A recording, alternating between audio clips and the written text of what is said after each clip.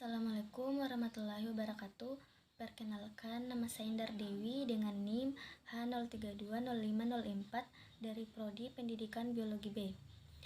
Di sini saya akan memaparkan sedikit tentang mekanisme penglihatan.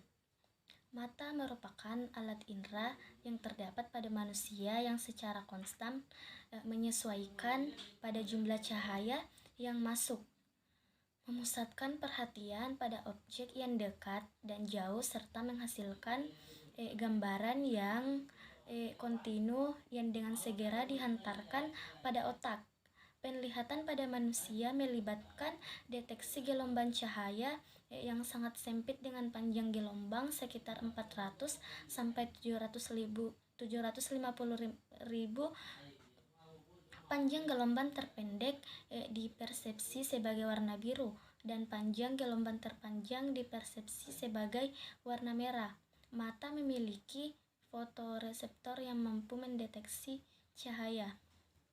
Tetapi sebelum cahaya mengenai reseptor yang bertanggung jawab untuk deteksi ini, cahaya harus difokuskan ke retina atau ketebalan 200 meter oleh kornea dan lensa.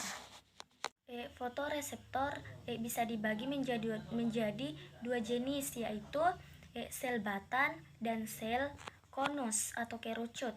Reseptor batang berespons terhadap cahaya remang-remang dan reseptor konus berespon dalam keadaan terang dan mampu membedakan warna merah, hijau, atau biru. Reseptor batang dan onus terdapat di bagian dalam retina dan cahaya harus berjalan melalui sejumlah lapisan sel untuk mencapai fotoreseptor ini. Setiap fotoreseptor memiliki molekul pigmen visual batang, rodopsin, konus, eritrolabe, klorolabe, atau cyanolabe.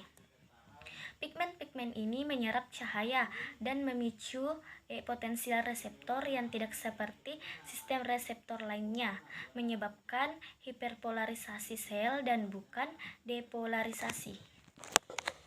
Sel ganglion dapat dibagi lagi menjadi dua kelompok utama, sel P dan sel M.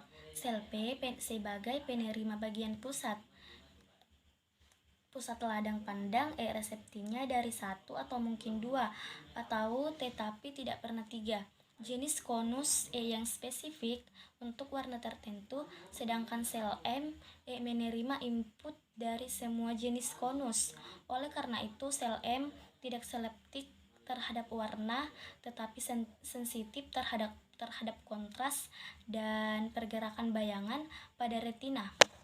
Pembagian sel P dan sel M tampaknya dipertahankan di keseluruhan jalur visual dan sel-sel ini terlibat dalam persepsi visual.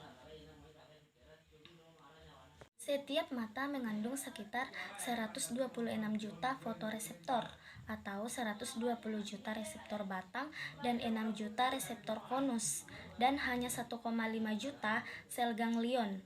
Ini berarti bahwa terdapat sejumlah besar konvergensi dari reseptor dan sel bipolar menjadi sel ganglion.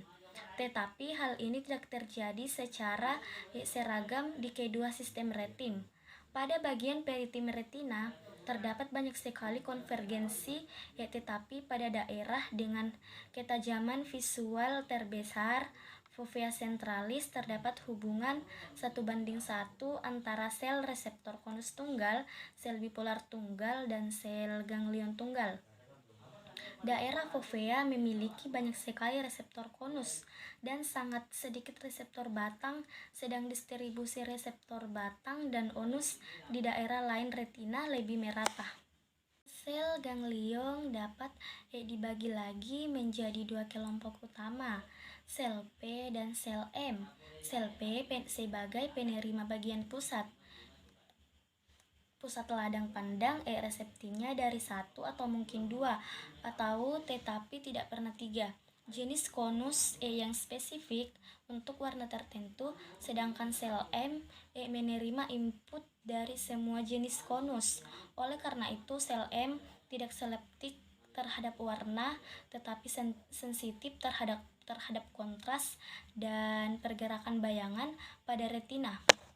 Pembagian sel P dan sel M tampaknya dipertahankan di keseluruhan jalur visual, dan sel-sel ini terlibat dalam persepsi visual.